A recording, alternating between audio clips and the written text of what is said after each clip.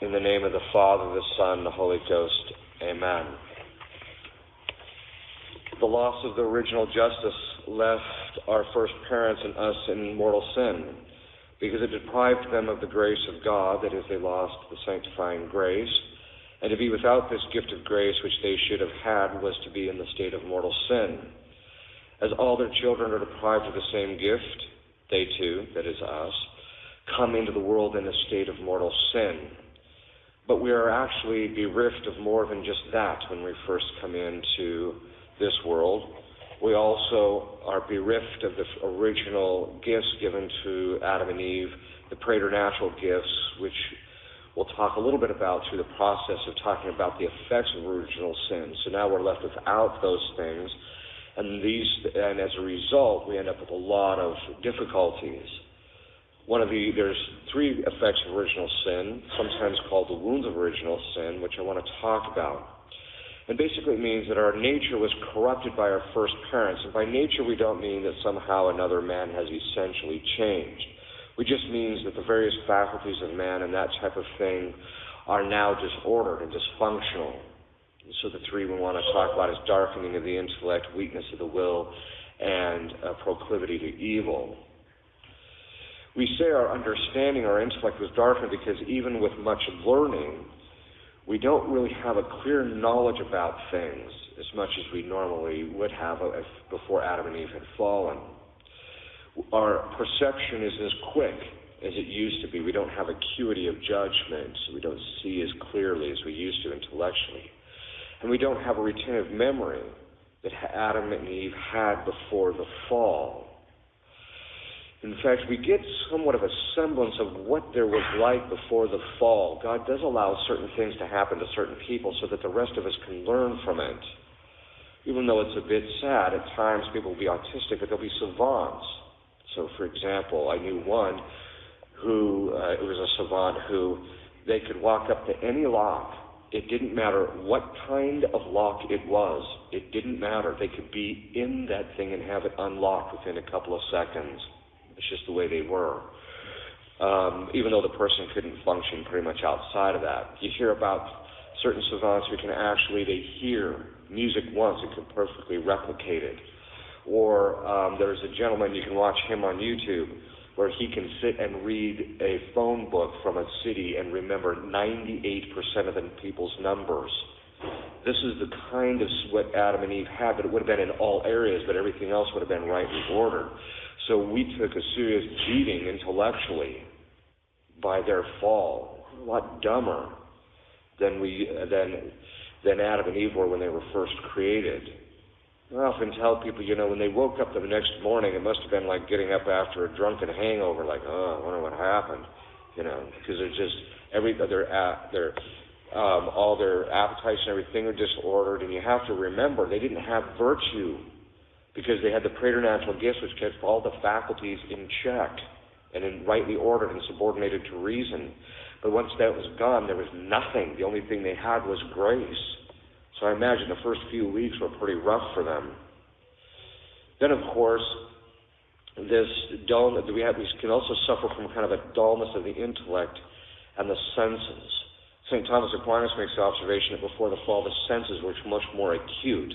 And so you could feel a lot better, see a lot better, hear a lot better. All of them were much more, their acumen was much greater than they are now. Now we're just kind of dullness of sense. And even intellectually we're a bit dull. But how does that happen?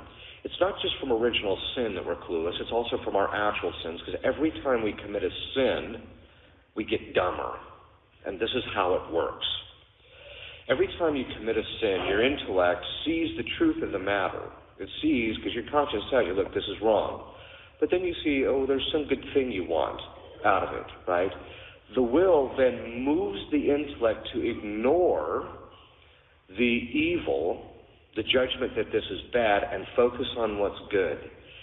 That leaves a residual habit. It trains the intellect to look at the thing from the point of view of the pleasurable or the good thing, the delightful thing you want out of it, rather than the truth. Every time you do it, you lie to yourself. And that habituation in the intellect darkens it, because the next time that thing comes up, the intellect is inclined to judge that thing, not from the point of view of the clarity that it's wrong, but from the point of view of the pleasure you got out of it or the thing that you wanted from it. And so it dulls the intellect. But then there's also kind of a dullness of the senses, too, where if the body adjusts itself to the operations of the soul, the scholastic tells us. So basically what that means is, and that's actually true of all of our faculties, they start adjusting themselves to the operations that we perform or the things that we do. And so what happens is if people get some overstimulation, what happens is it leaves the senses dulled. So the next time it takes that same level of stimulation to get the same amount of enjoyment out of the thing. You see this, actually, this dullness of intellect and dullness of sense. You see it among a lot of the youth. Kids who spend hours playing video games or watching TV or on the computer or things like that are so overstimulated that you take them out of that sphere and it's just kind of like, there's no personality. I mean, they're just like, and it takes an enormous amount to get to that threshold to where they'll actually can have enough focus to pay attention to what you're saying. Whereas the opposite is the case, as we'll see this with penance. So this is how it affects us. It creates these intellectual habits. Now, St. Thomas makes the observation when it comes to the violation of the sixth commandment, the person knows the general precept that, thou shalt not commit adultery.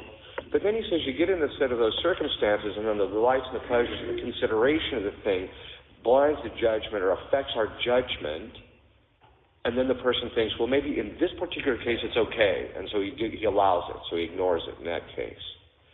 But then he says that if the person starts doing this habitually, it starts affecting his understanding of the general precept, so that he starts thinking that it's always okay to violate the sixth commandment, and this is what you see today. And it was a slow progression in our culture. The general culture knew that violation of the sixth commandment was a bad thing. In fact, there were fornication laws on the books.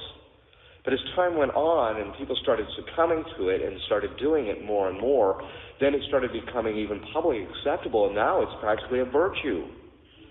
So this is what the progression is, and this is a sign that our culture, the more sinful it becomes, the dumber we're getting.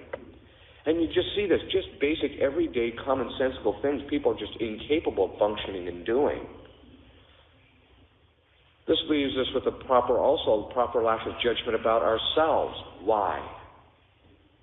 Because when we looked at this thing, our sin, and we saw that it was bad, but we decided to choose it under the good, we chose the good for ourselves, and that made us feel good about ourselves, and as a result, we don't feel so bad about ourselves. This is why people who are really evil don't feel, I'm not that bad.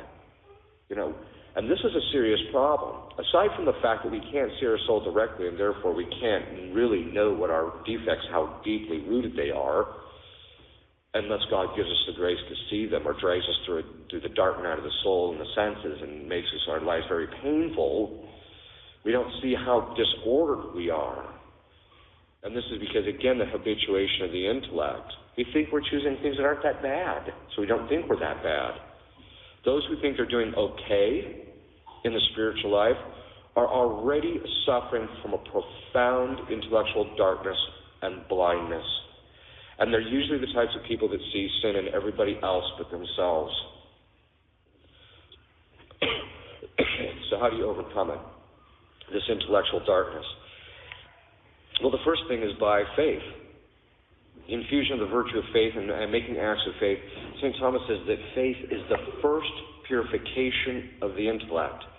The light of faith teaches us how we are to understand ourselves, that we're very often evil and corrupt, and that we need to get our acts together, and that we're not the center of the universe, God is, things of that sort. So it starts correcting our judgment and tells us what's sinful. Plus also intellectual virtues. Study of the sciences and the philosophies and understanding what man is like, what his nature is, and things like that. Intellectual virtues help a great deal in overcoming that darkness. Then, of course, there's the moral virtues. Why? Because the moral virtues keep in check that pleasure, the delights that we get out of the things that we commit that are sinful, and so it actually clears up our images, our imagination. The real problem is we need our imagination to make judgments, but if it's under the sway of our passions and things of that sort, it affects our judgment. And so if we have moral virtues, it keeps the lower faculties in check, and they don't act, except insofar as reason tells them to do so. And so it doesn't affect our ability to grasp the nature of things and the truth about things. So moral virtues, people who strive for moral virtue will start to recognize that their brain just starts clearing. They start getting a clearer head about things. Then, of course, there's grace. Grace enlightens the mind and strengthens the will. So it enlightens the mind. It clues us in. Even when people who are the darkest in their sinful lives, God will sometimes give them the grace to see it. This is what you've become. This is what you are. But they have to be faithful to that grace. Then there's the gifts of the Holy Ghost of wisdom. Wisdom is seeing God from God's point of view, not from our own. And this is one of the things that you see our culture is absolutely insubstantial. It completely lacks wisdom. Why? Because of their grave sinfulness, they think that God thinks that's okay, and so they judge God from their point of view rather than from His point of view.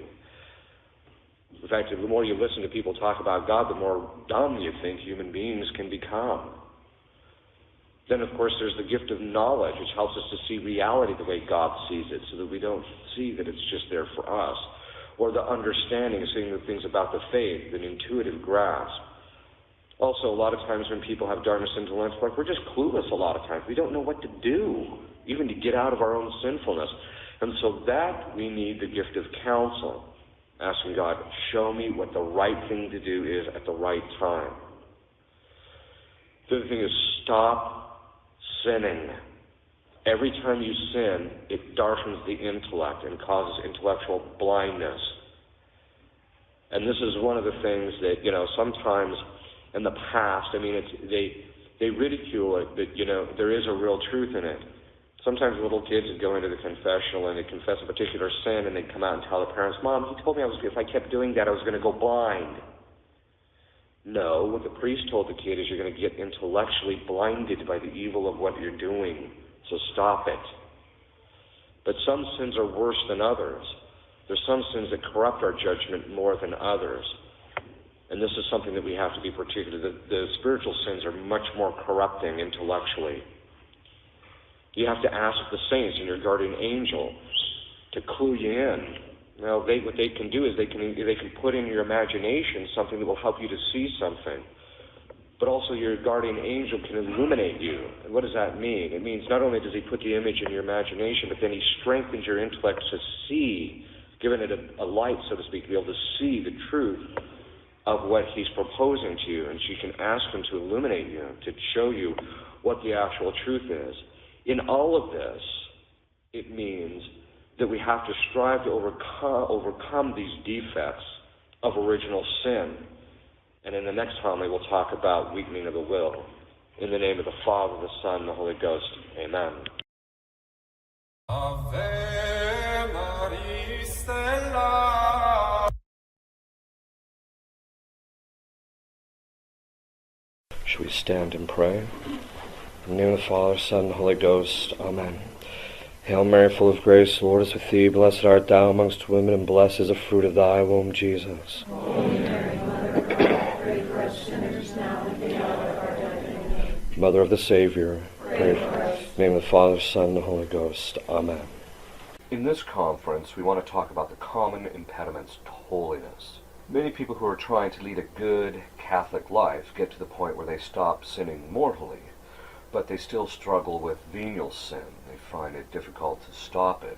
This struggle is often caused by certain defects which are impediments to them overcoming their venial sin and advancing in holiness. This retreat is going to be about advancing in holiness by coming to knowledge of these impediments and coming to the knowledge of how to overcome them. In this conference, we want to talk about common impediments to which we will only give a short reflection. And in the other conferences, we will give reflections on impediments which need more time or which are more involved. Okay, to the common impediments. The first one is tepidity, or lukewarmness. This is the defect in which a person stalls out in his spiritual life because he is complacent about where he is at in his spiritual life.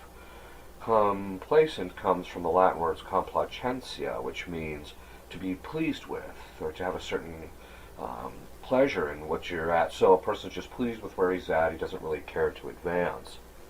Often the result of being satisfied, they think that because they are not sinning gravely, they'll be all right. So in other words, well, I'm not sinning gravely, so I'm fine. And they kind of take joy in the fact that they think that, I'm probably going to be saved. They take no means of ridding their life of venial sins, often because they are attached to them. Sometimes lukewarmness or tepidity is caused by presumption. I'll get it together later. I'll pull my mea culpa off in the end, so I don't have to worry about it. Our Lord says in the Apocalypse, "Because thou art lukewarm, I will begin to vomit thee out of my mouth."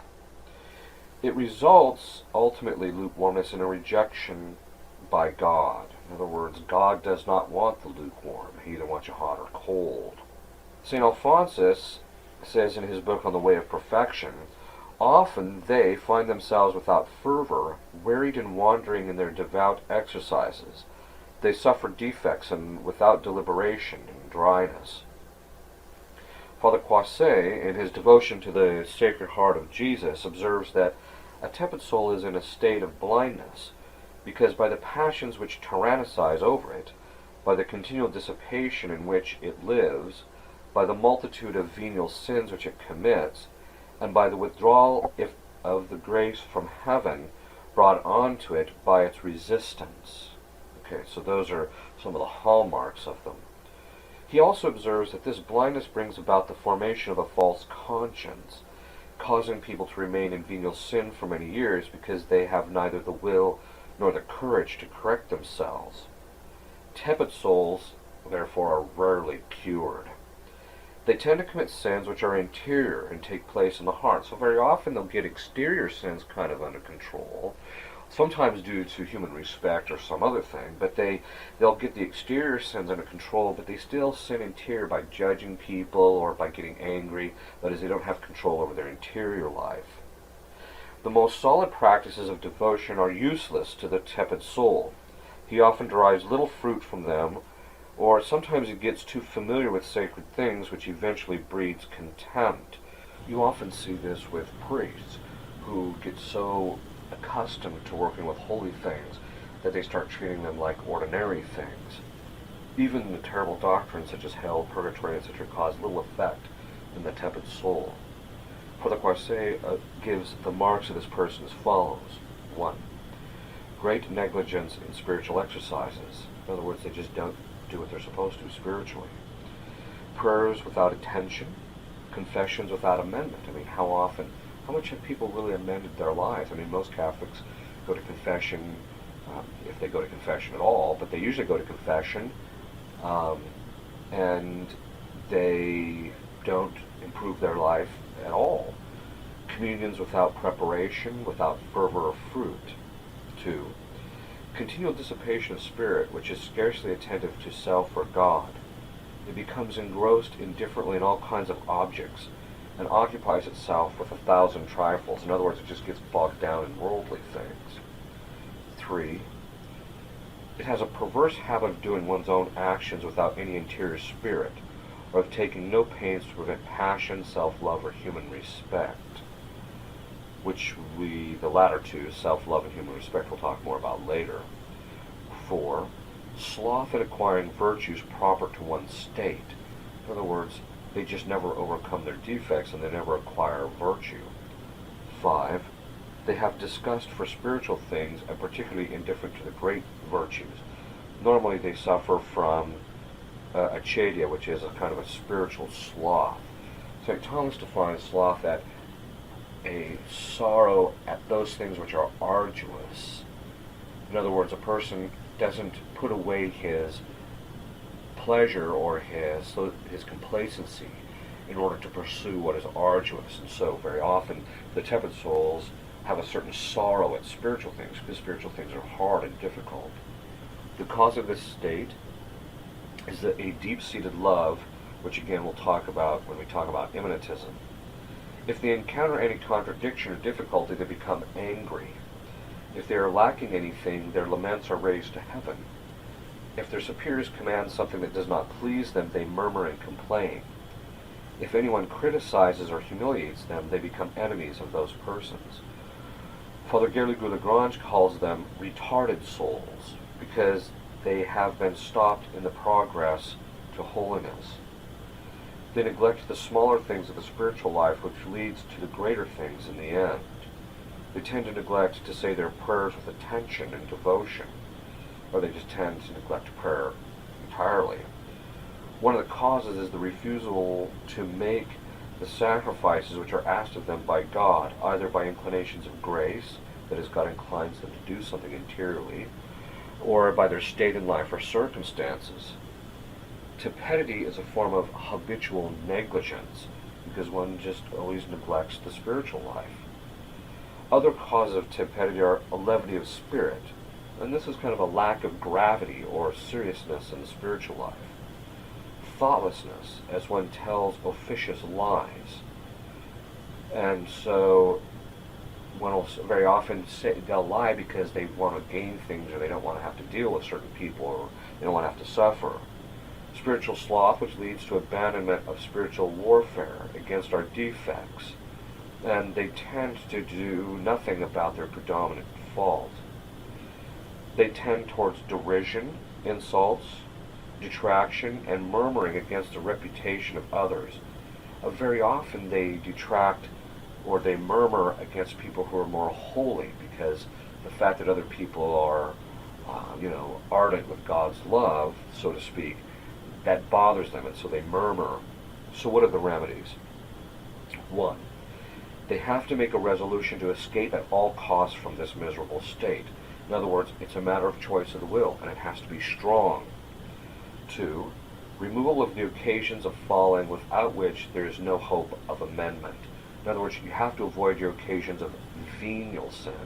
So if you like gossiping or those types of things, you have to avoid the people that you do that with. 3. Constant recommendation of oneself to God, asking to be delivered from this state. 4. Acts of charity. Now you can get those acts of charity in very often those old prayer manuals, and they're often very good. So they'll have acts of faith, hope, and charity, but you should make the one of charity regularly, because charity will inflame the heart, and the person will have a burning desire to do the will of God rather than just be slothful. Devotion to the Sacred Heart, which Christ promises to make tepid souls fervent. So a person needs to really work on a devotion to the Sacred Heart. The next impediment to holiness is what is called infidelity to grace. Sometimes this is an abuse of grace when one spurs their inclinations. That is, God enlightens the person's mind so that he sees the right thing to do, or he strengthens the will, or he frames his appetites, but the person still chooses to follow what he wants rather than doing what God is inclining him interiorly to do. Infidelity to grace is the lack of cooperation with those graces which God sends us. And most people are aware of this. They kind of know that, God wanted me to do this, or I should have done that, but I didn't. What are the remedies? 1. It's a choice of the will, principally. You have to just choose. I'm going to always follow everywhere in all cases. You have to make a resolution. I'm always going to follow everywhere in all cases, any prompting of grace. 2. Consistent prayer and mortification, which will help us to overcome self-will and lack of self-denial in order to do the right thing. So very often inclinations grace to difficult and arduous things, and we recoil from them. But if we do prayer and mortification, then we don't care if things are painful, as long as we're doing the right thing. 3. An ardent charity, which will give us a burning desire to do the will of God and to take joy in graces rather than sorrow in them. The next impediment is what is called wallowing in servile fear. While servile fear proceeds from actual grace, insofar as we cannot fear the punishments due to sin without grace, nevertheless, it is a sign of imperfection. This defect consists in proceeding in the spiritual life based upon the fear of falling, which has ourselves at the center of the attention, rather than filial or chaste fear, which is the fear of offending God. And so there are 4 kinds of fear. The first is mundane fear, and that's the kind of fear in which people fear the punishments of God They fear what's going to happen as a result of their sin, but it doesn't correct them. They don't get their act together. Then there is servile fear, and that's one that proceeds from grace, as I mentioned, in which a person thinks, I'm going to burn if I don't get my act together. So it prompts them, and so they are inclined to do the right thing. Then there is chaste or filial fear, and that's when a person doesn't sin purely based upon the fact that they love God and don't want to offend them. But St. Thomas gives a fourth kind of fear, and he says it's initial fear, and that's the one that's kind of halfway in between filial and chaste fear, where the person is just starting to get the motives where they don't want to offend God, but at the same time their motive also is they don't want to burn. Servile fear is good, but it is imperfect, and we must purify our motives and do things for the sake of God and not for our fear of our own welfare. The fourth obstacle is secret pride.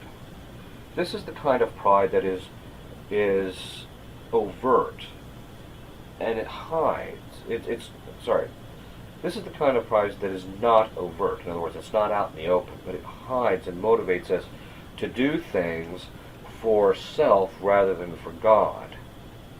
How does one recognize this? Secret pride. First, they have a certain delicacy on points of honor. In other words, they like being honored. There is cooling of friendships. So in other words, if somebody says something that might humiliate or something, they cease their friendships with them. Grief resembling envy. This is when the person is sorry at other people's spiritual advance or other people's welfare, because they see it as somehow detracting against them. It's a kind of a humiliation. This brings to us the next one, which is a secret pain at the success of others. A sensitivity to valid criticism, so they can't take constructive criticism humbly. Usually they get angry and get all tore up about it. They might think about it later, but they get all tore up about it. Contempt for others who do not agree with them.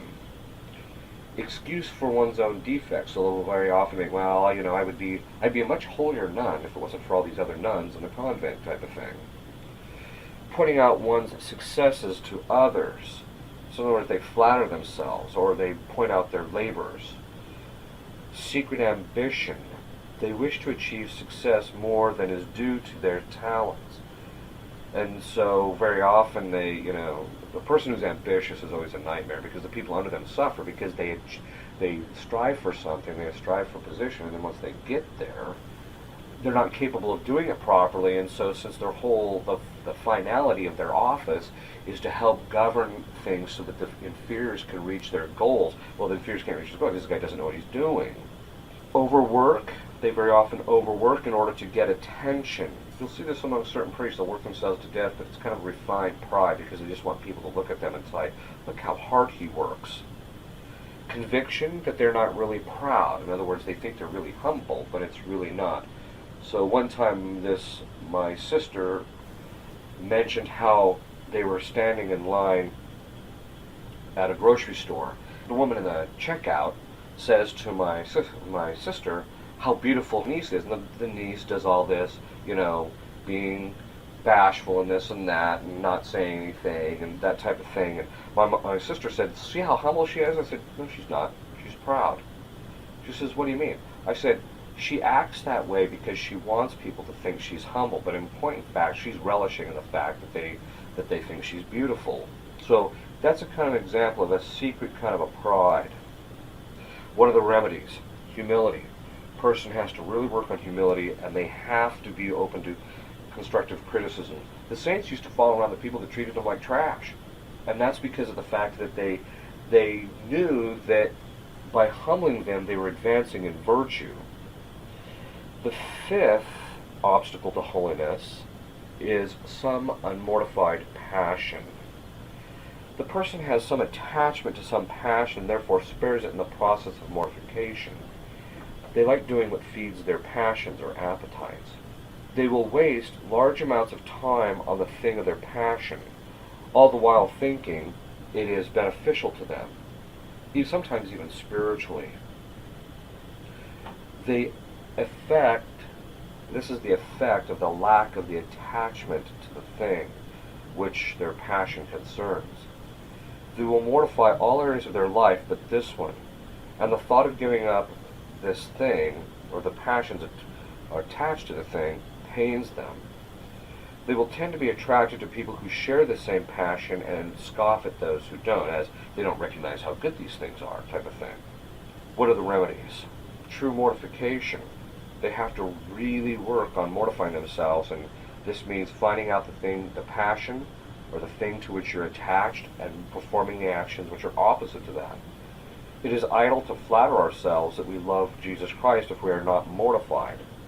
All the fine sentiments of piety and practices of devotion are suspect without perfect mortification. We are astonished to see ourselves so imperfect, and to find how we make so many holy communions and pious practices, and yet we seem to advance so little, and they seem to produce no effect. As long as we have one unmortified passion, we will not advance rapidly in holiness. So very often it's understood that you will not advance in the levels of prayer if you have a single attachment. The last is the vice of curiosity. This vice seeks useless and profane knowledge. Here, the two go hand in hand. That is, it is useless to us spiritually. In other words, they seek after knowledge of things which are useless to them spiritually, or otherwise it is profane.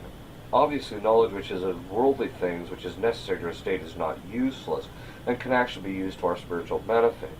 But people who, for example, buy the most latest or the most recent National Enquirer to find out who's doing what, that type of thing, that's useless and profane. They don't need to know that. There's no reason to. And in point in fact, all it does is distract them from heavenly things. And that's the danger of curiosity. It bogs us down in worldly things and detracts us from considering or contemplating the things of God. This vice seeks the latest news. They'll very often spend large amounts of time on the internet seeking more information than is necessary, or they seek after the latest gossip. It causes the soul to neglect spiritual reading and spiritual learning, so they very often won't do any other reading. And very often they won't spend any time reading the catechism, but they'll spend hours reading the latest novel or the latest mystery. It grounds the soul in a worldly spirit, and it grounds one's thought here and there and makes prayer almost impossible. Distraction is often the result of this vice. In other words, if you have a real difficulty with distraction, then it very often is rooted in curiosity. Sometimes it takes on a religious tone. That is, they're trying to find out what's going on in the Vatican, or what's going on here, what's going on there.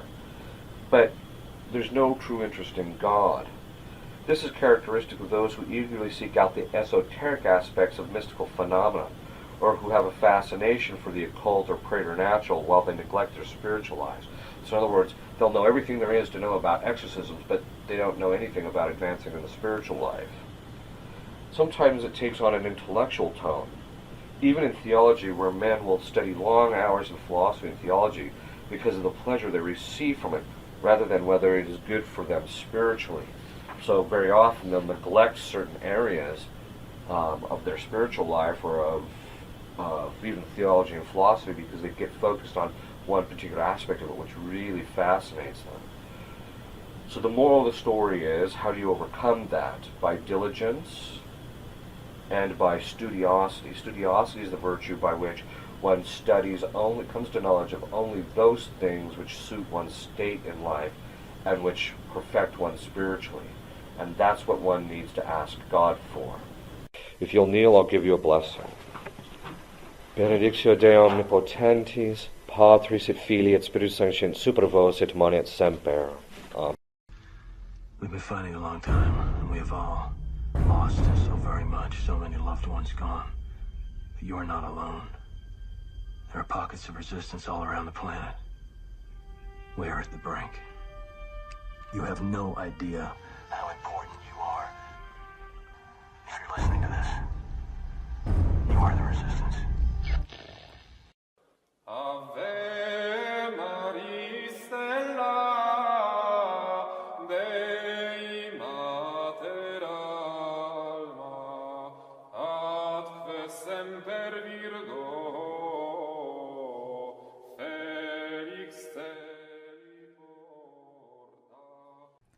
Hey everybody, Steve with Sons Fidelity. I'm coming at you with almost like a finally publishing video, a book review of a book in the making for maybe 3 years. You've heard about it in sermons, lectures from some guy named Father Ripperger, or just some priest in Hobunk, Colorado, somewhere. You might have heard of him once or twice. Anyway, joining once again, Father Ripperger. How you doing? Not too bad, actually. Not too bad. Been busy, but good.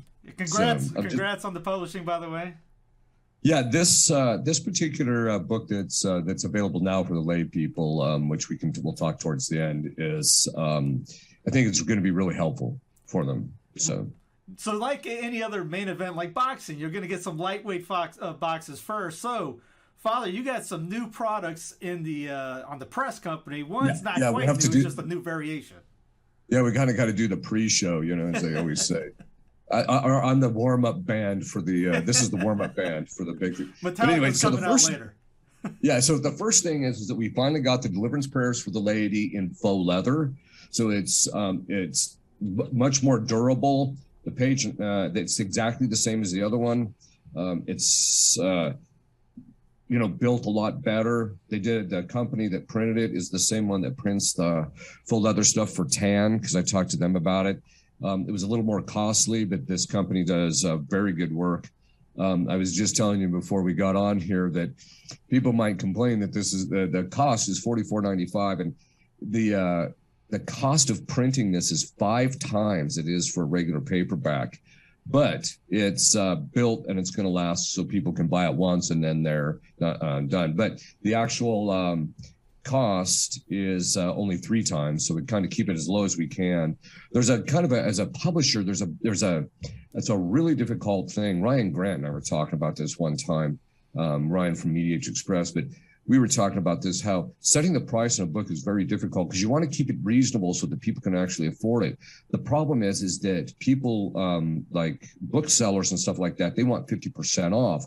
So you're always trying to find that margin where you're still kind of, at least breaking even or making a little bit of money off the thing if the people that are selling it are getting their 50% off. So ironically, if I didn't have to deal with that element of it, the book would probably only be like $25 or $30, but there it is. Okay. So that's the first thing. And the reason I actually did this deliverance prayers in faux leather is because people kept complaining, and I would go to do conferences at places and people would show up with their books and they were completely tattered, right? Yeah. So that's why I would do it.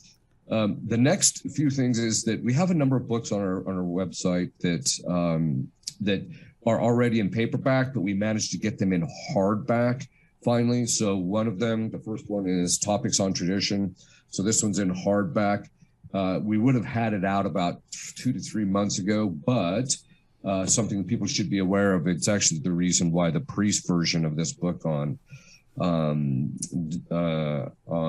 Dominion, which is the name of the lay version, the priest version, I won't even get the books until towards the end of April. And the reason being, which I know you're aware of, Steve, but many of the viewers might not be, is the fact that what happened is that during that whole COVID crisis and everything, and since a lot of the paper was coming from China, the paper availability is very low. So there's a supply chain issue. And so the company I worked through said that they had to actually figure out how much paper they needed for a specific book, and that's all their supplier would permit them to order.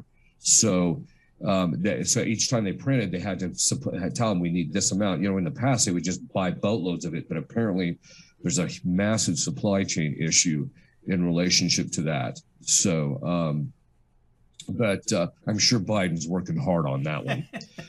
So, but anyway, so Topics trying to say all the keywords to get us booted today. Thank you very much. Yeah. Hey, I haven't talked about the jab, so So there it is. Okay, so Topics on Tradition. The next one is Lincoln and Omaha Sermons. This is what the first set of sermons I ever did when I was first ordained. This is for the first 2 to 3 years I was a priest, but it's now in hardback. We had it in softback. The Principle of the Integral Good. This is one of them that's been selling actually pretty good more recently because of the fact that the people are starting to realize that we have a big problem in regard to even people in the Vatican suggesting certain things are morally okay when in point in fact it doesn't meet the principles. The morality of the Exterior Act. There's kind of a humorous story behind this one. This is basically my doctoral dissertation. Well, a guy ordered it, and so this one's now in hardback. So the guy ordered it, and it wasn't when he was expecting it. So he basically wanted to return it, and we basically said, well, unless it's damaged, we can't honor that because otherwise it would turn into a lending library, right? So we declined that. But that's the interesting thing about this book, the morality of the Exterior Act, is that in the United States it hasn't had that much distribution, and academically hardly anybody's paying attention to it. But in a strange sort of way, in the Portuguese-speaking countries, it's been selling like hotcakes. And they're actually, they haven't made a translation of this, but they're in the process of translating a bunch of my stuff. So but I found that interesting that it was down there that they found the distinctions I make useful, especially when you're making some of the moral distinctions, especially in relationship to capital punishment, all the areas that we're dealing with, capital punishment, vaccination, all that. So it's hopefully that's good. And then the next one, before we get to the star attraction, which is On Divine Tradition. Ryan Grant at Mediator Express was printing this for me, only because I just wasn't set up to do the hardbacks. So we now have the hardbacks available in On Divine Tradition. It was in the last interview I made the observation that, even people like Congar and Schillebeckx would nod to Franzling in his writing of this book, because this was the book that was actually written on tradition. And so I tell people, if you want to know what the tradition is and you want to get into depth in it, that's the one. The other one is that there's it's the Tradition in the Church by Agius is basically a much, much simpler version of this. But this one gives you the depth that you really want to know, especially if you're going to study tradition. In fact, a lot of times when I hear guys starting to wax uneloquently about the tradition, I'll ask them, have you read this book? Well, if they haven't, I'm just like, then, maybe it's time to sit down and be quiet, So, but anyway, so that's the initial stuff. That books we already had, but they're in different formats. And so some people might like the hardbacks, and then the faux leather of the Deliverance Prayers, I think, will be really good. Let me unwrap the book of the year right here. I got it came in. It's all wrapped up. For safety protocol. We can't afford paper, so that's all I had. There you go. Yeah. A very small book. You can read it overnight, really. It's 565 pages. This, although, the reason I decided to write the book originally, well, there was two reasons that I decided I'm going to start writing on this. One is, for the longest time, having been an exorcist, they say in the ritual, they said that you should read the approved authors. Well, the difficulty with reading the approved authors is that they're smattered historically over about 400 or 500 years. And that doesn't include, bits and pieces from the fathers and stuff that you want to pick up. But these were books, and most of them are in Latin, which is okay because I'm fluent in Latin. But it was one of those things where it was smattered all over this. And so you only get a sense of the complexion of how this stuff works, a coherent or synthetic knowledge of this thing by reading all these authors. And I thought, at some point, someone needs to write a manual that you can just hand to a priest who's going to become an exorcist. Look, this is what you want to read. This will give you the background, the theological background for this. A lot of the priests that we do, in fact, I just came from a training for exorcists where I train other priests, and a lot of them basically complained that they didn't get anything in the seminary about demonology or any of that. And so I decided, I'm going to write this book for the priests, which should be out. We'll do another one for that. But, it'll probably be about right at the beginning of May before it's really available. But, and that's providing that we can get it shipped to our location, there's a story behind the first shipment, right? Oh yes. Oh yeah.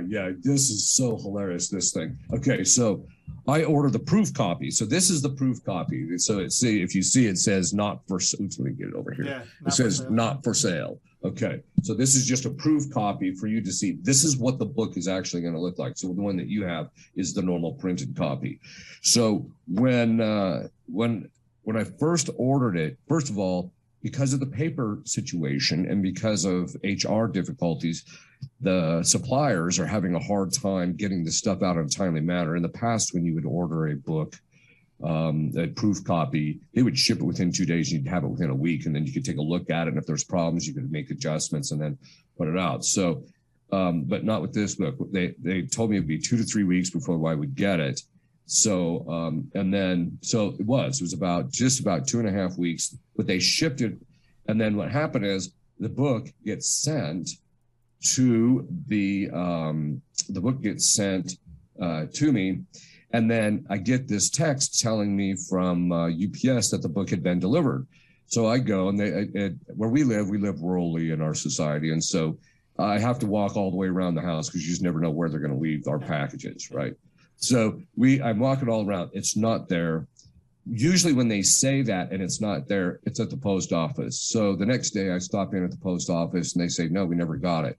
So, because it's just a little dinky post office, so everybody knows each other. So they never got it. Then shortly after I talked to the post office, I get a text that said there's been a problem in the shipment. The package has been damaged. The contents have been discarded, and the seller notified. So it almost sounds like, somebody dropped the thing, something happened, they took the contents out, threw it out, and then sent the thing back to the seller. I'm just like, this is from the you can't make it up file, right? So then I have to reorder the thing again, and then I get it about 10 days later.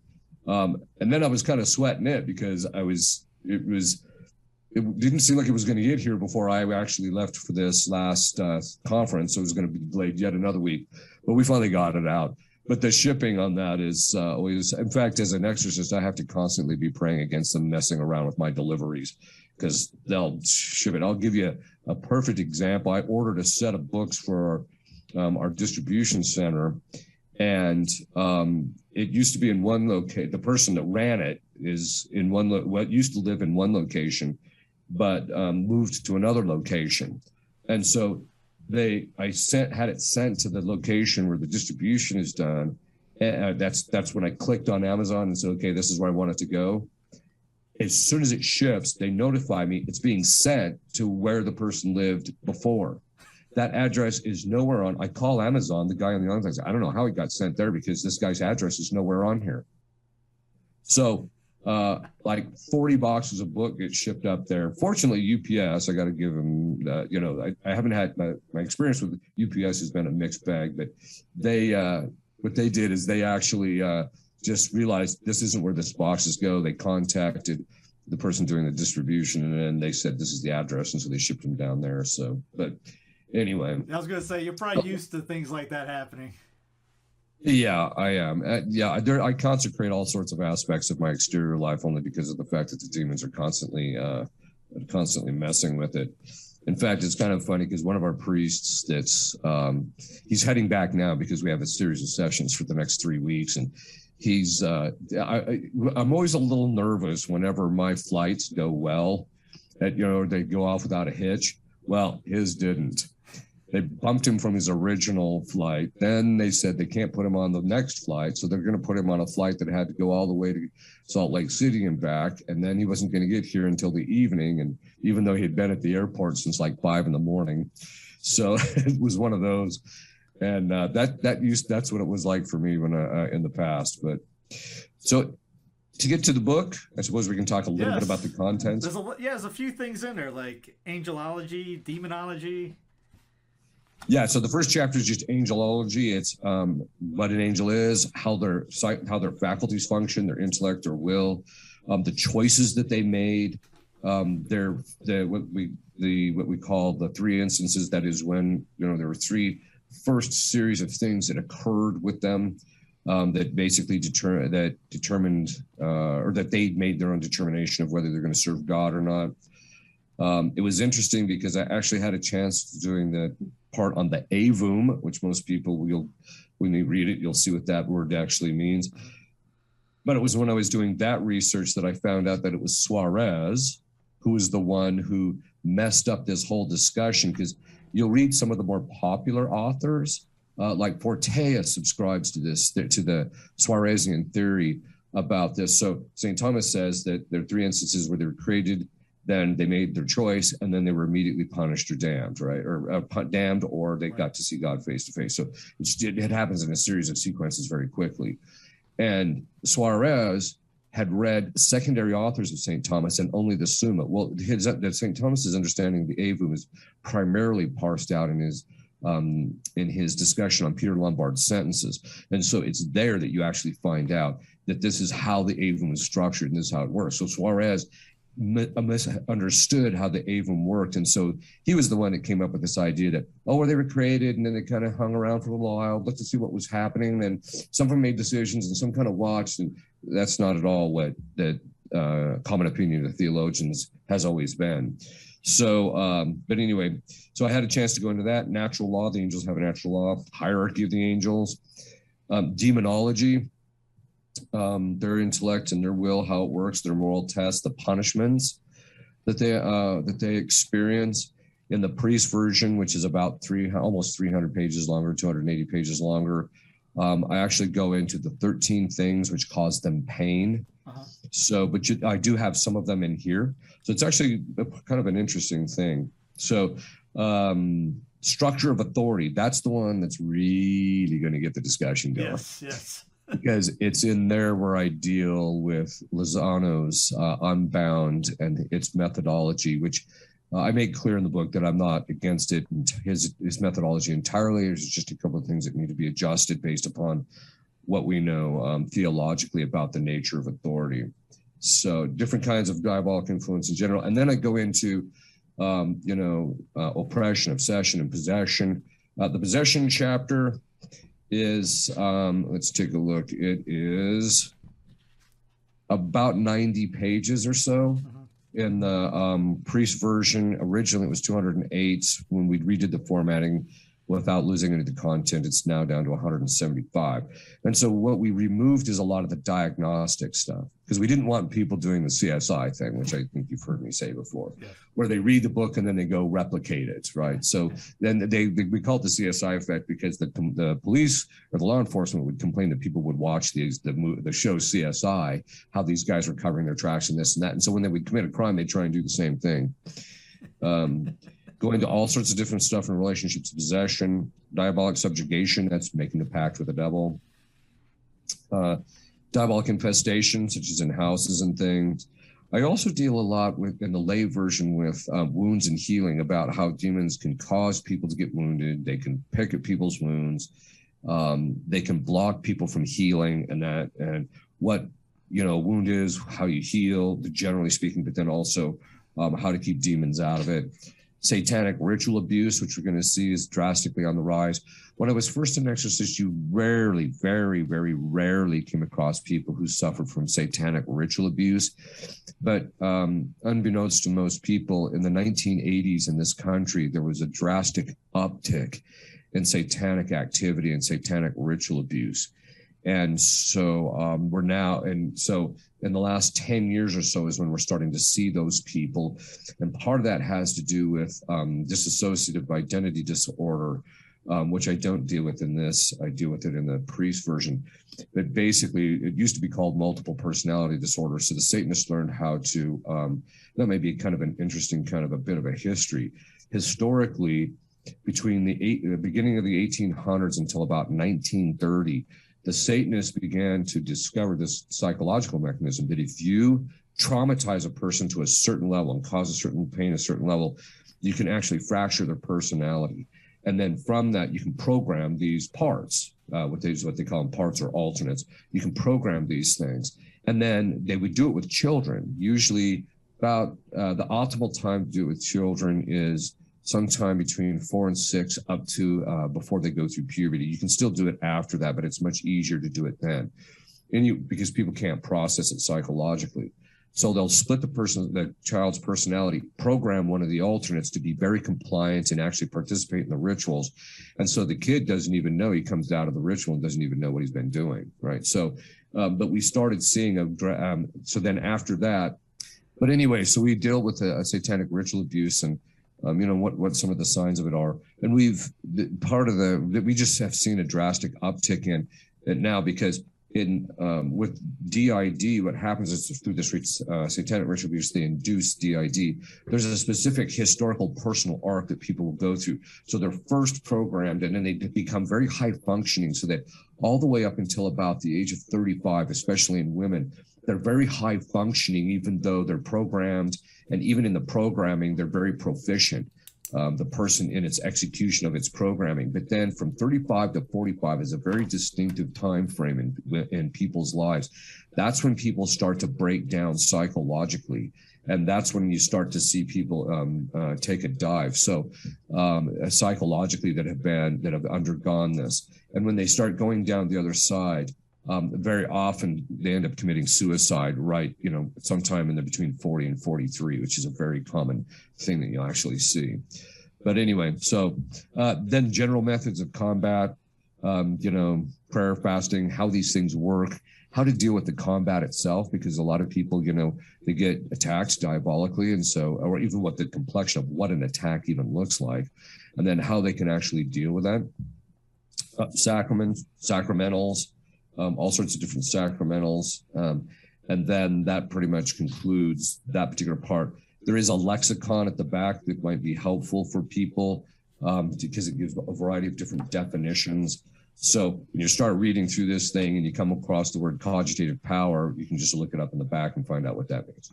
So it's just a gigantic book on it. Basically an introduction to spiritual warfare, which Sun Tzu says, if you know your enemy and you know yourself, then you have a higher chance of winning. Yeah, exactly. And that's what this is ultimately designed to do. I did have a priest who complained to me at one point. This was over about a year ago, before this even came out, that he didn't think it was good that all these people were putting out all these books on the diabolic influence because it was just causing trouble. So he started asking him questions. And basically it boiled down to the CSI effect, which I think was a legitimate complaint. But the other part of it is he was complaining because it created work for him. So now he had to bless more sacramentals, and people were taking this stuff seriously. And then he'd find out that one of their parishioners was having diabolic oppression, so we'd have to help pray with them and stuff. So this was his complaint. So when I put this out, it's more doctrinal in the sense it gives you a structure and understanding of how this stuff works. There is some practical stuff towards the end where it says this is how you engage in it. So I tried to keep it away from any sensationalism or anything like that. So especially with the angels, it's heavy with St. Thomas, right? Yeah, that in point in fact, really, if you look at the history of theology or angelology, that there were a few saints that had written about it up until then, but it was St. Thomas who finally did the final synthesis and got it all together. And then from that point on, pretty much everybody, except for a few of the Franciscans, pretty much everybody was Thomistic in their understanding of this. The other thing is, it kind of comes out a little bit in this book. It's more so in the priest's book, but it comes out a little bit in this book. When I read, because I searched St. Thomas's entire corpus on these discussions, the topics of discussion, to see what he'd had to say. And when I got towards the end of researching him, I started to wonder if he hadn't himself done some exorcisms, because his understanding of the psychology of how demons think and function was extraordinarily accurate when compared to what my experience with them. And I thought, man, these things just line out almost perfectly. And so when you read his commentary on Peter Lombard's sentences, there's things that he says that you're just like, if you didn't have a lot of experience, you probably wouldn't have seen that and therefore written about it theologically. But he does get a lot to the psychology of how they function, which there is a lot of that in here. So it's something which I think would very much benefit the lay people to understand that, because if you know the psychology of how demons function, you also get a sense of how they attack and how you can repel them. Yeah, one of your series that a lot of priests talk about is the Wounds and Healing series. And yeah. I saw that chapter and I'm assuming, I haven't read it yet, it's more in depth than the 4-part series that's on the channel right now or on your site. Yeah, that is correct. It's also much. It's now one thing I should mention. This book is a quasi-academic book. I think your average layman, with a little bit of effort, can still read it and get through it without miss or not being able to follow what's being said. But it's the stuff on wounds and healing is a little bit more of an academic approach rather than just kind of a popular approach.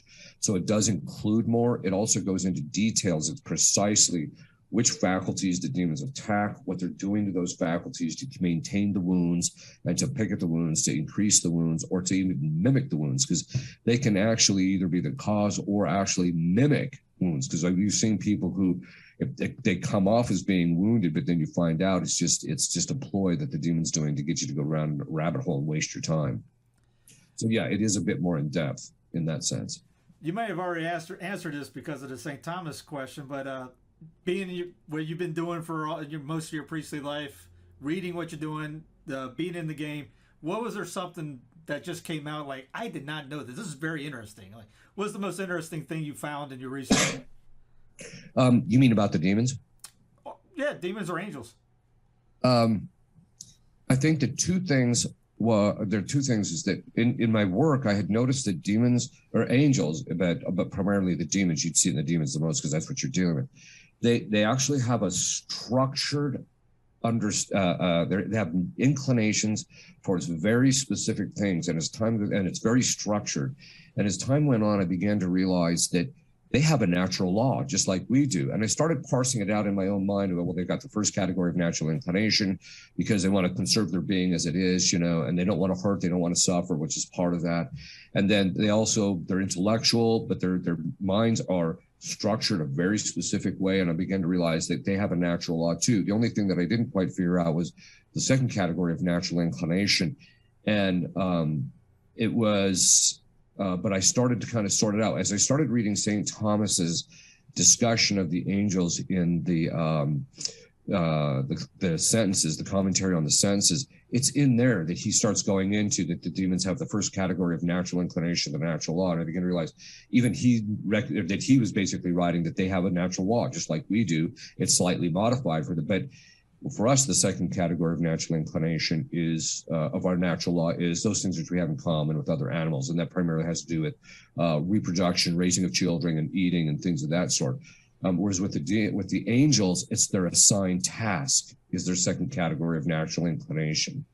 But the thing I was noticing is before I actually researched it was because they have these natural inclinations, their nature doesn't change, which is what the theologians had always said. And so as a result of that, they still want to do those things that pertain to their natural inclination. So, for example, in one demon I had, he was created to serve Our Lady, and so he still had that desire to serve Our Lady, while at the same time having an absolute hatred for her and not wanting anything to do with her. So it was just conflict, and he could never serve her. He couldn't do anything. He still wanted to love her because that's what he was designed for, but he was blocked because he can't do that, and so he's in this pain. So you begin to find things like that. So that was one of them, the natural law.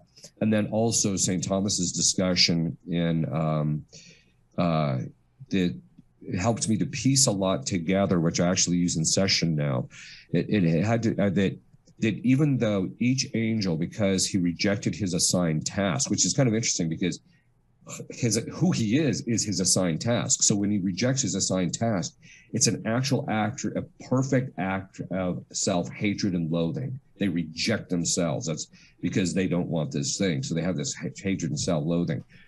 But what I found interesting in St. Thomas in relationship to this, to the assigned task, is that he talks about how when the angels were created, they all had this understanding of who God was, what their assigned task was, who they were, what the reward would be if they were faithful, what the punishment would be if it wasn't.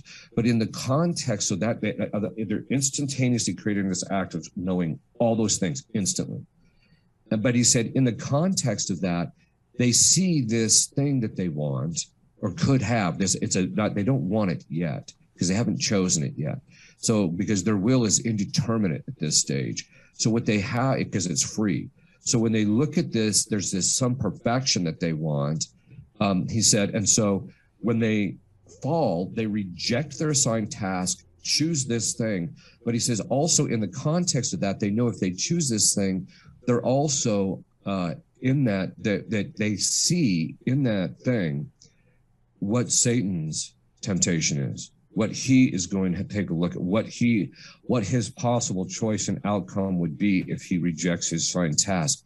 And in that, they sign off volitionally to his sin in addition to their own. And as a result, St. Thomas says, that's why they're subordinated to him. He said, and that's also why, he said, they all rejected, had their own proper sin, but in that sin was also contained a conspiring in this other sin. And it totally bears out in session. The demons, they all will admit that this thing that Satan wanted, they chose it too. So, in the research, you start discovering stuff, the richness of the church's teaching in this regard. Goes into the idea of, is it oversimplified to say if you just leave a good Catholic life, you'll pretty much be okay? Yeah. I mean, there's two parts to that. Yeah. If you're leading a good Catholic life, going to mass on a regular basis, going to confession, saying your prayers, following the church's laws, etc., and you're not committing mortal sin, your odds of getting diabolically influenced are pretty slim. The one pattern that we have parsed out in the last year, and it had primarily to do with our protocol, which I didn't put in here. That's only because there's another book coming out by Liber Christo, who we're associated with, who's going to be including that in theirs. And then also there's the book that Father Heilman put out, which actually contains a kind of a structured approach to the protocol, even though it doesn't contain the protocol itself. But what we found is that people who follow the protocol that have diabolic obsession, in 90% of the cases, they don't even have to see a priest to get rid of the diabolic obsession. They just follow the protocol and it blows it out. So what we're discovering is that one of the elements that is missing from modern Catholic life, that even if they're leading a generally good Catholic life, the one element that's missing is discipline, spiritual discipline. They're not getting up on a regular basis, saying their prayers on a consistent time. They're not following a regimen. They're not doing certain things. And so and they're not, fasting on regular intervals and things like that. And so as a result of that lack of discipline, that it seems to be the thing that the demons keep getting their foot in the door on. So if people become very disciplined in their spiritual life, and that's the thing that Father Heilman's book is kind of oriented towards, is getting people back to a discipline. If they lead a very disciplined life, then they're simply not going to have this problem. This is a key point because I think it's actually on Sensus Fidelium. There was a time where I made the observation in a homily that if you just followed all of the Catholic laws of what was required for a layman, then basically there was no virtue you did not develop. But that's actually not true now, because the disciplines have been so lax, and that those disciplines in the past that would develop the virtues that hinge upon discipline would have been developed. And I think that's one of the reasons why there was less attacking. And so I think that people, that's why I would encourage people to, like this Lent or what have you, follow the church's disciplines in the past, because that will give you that discipline in order to kind of climb out of any kind of a problem you have and keep you immune. We're also finding that people that do this discipline on a regular basis, especially our assistants who sit in on session, or our case manager who deals with a lot of this stuff with people, he follows the protocol very closely himself. And as a result of that, they just don't have the attacks. And that's why I'm a big Jocko fan, because he's always preaching discipline. Like, man, if we can get him talking Catholic, we got something right there. We have like a round table of all of us talking discipline and spiritual life. Bada bing. Yeah, and I think that even popular figures like that are starting to see that one of the fundamental problems is people are just undisciplined. I mean, so for example, like Jordan Peterson, he says, well, if you want to get your life in order, well, the first thing is get out of bed and make your bed, which is just an elementary aspect of discipline. And so I think that people are seeing this, but the beauty of the protocol is that it provides people with the structure of what that discipline can actually look like. It's always so funny too, because people have diabolic obsession, and then we tell them, okay, we're going to put you on this protocol, And there's always one part that they always want to negotiate on, and it's the one thing that requires the most discipline, right? Well, do I have to do it at 6 a.m? Can I do it at like 7 or 8 when I get up? You're just like, nope, you get out of bed at 6, you know? So this is, and it's funny because like I said, you put people on it. I just don't have to see a lot of these people because they get cleaned up. So, which is good. Yeah, I was just thinking back my personal training days. You tell people to do X, Y, Z when they don't see you to get to where they want, and they still will fight you with it. It happens on every level. Yes, exactly. Yeah. And and the other thing is too, is even with people who might even be going to daily mass, or they're going to confession regularly, or they might even be doing certain things on a somewhat regular basis, there's always an element of lack of discipline somewhere in their spiritual life. And that seems to be how the demons are getting their foot in the door. So on that, what is some simple idea that people can just start building discipline to be able to get better in their spiritual life? Well, I'll mention the 4 essential elements. There's more to our protocol, but there's 4 essential elements that we tell people you have to do. You got to get up, and you have to at 6 o'clock in the morning, and you have to say the Angelus at 6, noon, and 6. You have to do it. And they're like, oh, well, but what if I'm eating? Then you stop and you say the Angelus. Well, and it's like I said, well, can I say the Angelus at 8? No, it's got to be at 6. So it's doing that 6, noon, and 6. So there's a certain amount of discipline that's required in that. The second one is we have them do the Auxilium Christianorum prayers 3 times a day. You don't have to do that to be a member, but we find that if people do that, again, it builds that consistent discipline. The one is media fasting, which is the big one. Stop cruising the internet, stop looking at your cell phone, stop doing all this stuff that's deteriorating your discipline and causing spiritual dissipation. I'm sorry. What'd you say? Yeah, exactly. Well, that's where people are at, right? I mean, it's just, so I tell people, look, so we put them on media fasting, and that's also one that people really complain about. And then the last one that we have them do is playing Gregorian chant in the background. So I tell people, if you do those 4 things consistently, you'll start to develop a certain level of discipline. And if you maintain it, that level of discipline, then you will basically not be attacked as much. And if you are, you've got the discipline to fight it off. What would you tell somebody that sees it and goes, I want to get involved in this demonology, in a sense? I want to study that more. What would you say to somebody like that? Well, I get that from time to time. In fact, at one time, this one person wrote me and said, Father Ripperger, I have been praying about it, and God told me in my prayer that I am to be your assistant during these exorcisms. And so I'm going to move out to Denver and Colorado. Just tell me where I need to go and be, and I'll be there. And I'm just like, yeah, that's not how these things work. In fact, what I always tell people, look, there's a very specific vetting process we have for people to be assistants and that do our help, that help us, because you have to be pretty beefy spiritually before you can even be working on this side of things. But I tell people, look, first thing to do is learn more about the structure of this type of thing. And that's what the book is actually designed for.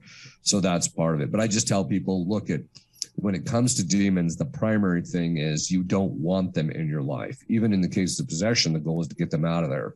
So you don't want to start pursuing that or see that thing. And you'll see this from time to time. I'll come across people who are paranormal investigators, right? I'll tell you this one story. One time I was in Omaha, and there was this case where these paranormal investigators from Omaha contacted us. And they said, we got this woman, she's being attacked and not at us. So I said, okay, bring her over. So they drive over, and I said some prayers. She said she felt something lifting. I didn't notice anything, but they said later that it all stopped, which was good. So something must have happened. But at the end of the meeting, I just said to her, I said, could you please step out? And then I told her that, I said, I'd like to talk to these 2 guys. And so she steps out, and I told the guys, I said, and there was another priest that was there that was training with me. And I said to the paranormal investigators, I said, I highly recommend you get out of this line of work. Of course, they were shocked by it. Yeah. And of course, these are the guys that are doing the saging and all that jazz and smudging in the houses and all that. So all they're doing is making it worse. But I said, look, if you walk into a house that's infested, you can become, you could get attacked. And so one of them says, yeah, but that's why we bring you in. I said, by that time, it's too late. And so as they're walking out, I said to the other exorcists, because there's not too many kinds of possession that I can just look at and say the person's possessed. There's only like one or two. When I see it, I'm like, yeah, there it is. And that's only because of the physiological manifestations of the thing. I turned to the other priest and I just said, the head guy, he's possessed. Right. I've also seen this too with other people, lay people who do things that it's one thing if you want to pray for people, and that type of thing. But it's another thing if you want to be praying over people or doing things you shouldn't be doing. And that's what part of the chapter on authority is all about. Final thoughts for everybody out there. To get the book, go to traditionis.org. We'll have it in the show notes underneath. We'll have the Libro Cristo link underneath as well. Is Father Howman's book out yet? We'll put that under. Yeah, Father Harleman's book it was out. We did an interview. He's already sold like the first batch of 10,000, I think, or almost sold the first batch. And actually, the book is on. It's actually on Centrad Press, SENTRADPRESS.com, and so because it's actually not on my website. In fact, if you go to Sensus Traditionis, which is my website, it'll say books, and it'll actually take you to the Centrad Press. So it's on it's on Centrad Press, and we did order quite a bit of an inventory, so hopefully it won't get depleted too quickly. I knew that, and I still messed that up. Oh, that's okay. I do it all the time too. Father, appreciate it. Any final thoughts? No, I think that's it. I appreciate you letting me come on and talking about this. I think this is a book that people are really going to benefit from. It'll help to deepen their spiritual life and give them a better understanding of spiritual warfare. Sounds good. Before you go, as always, can we get a final blessing? Sure. Benedictio Dei omnipotentis, Patris et Filii et Spiritus Sancti, super vos et mani et semper. Amen. Thank you, Padre.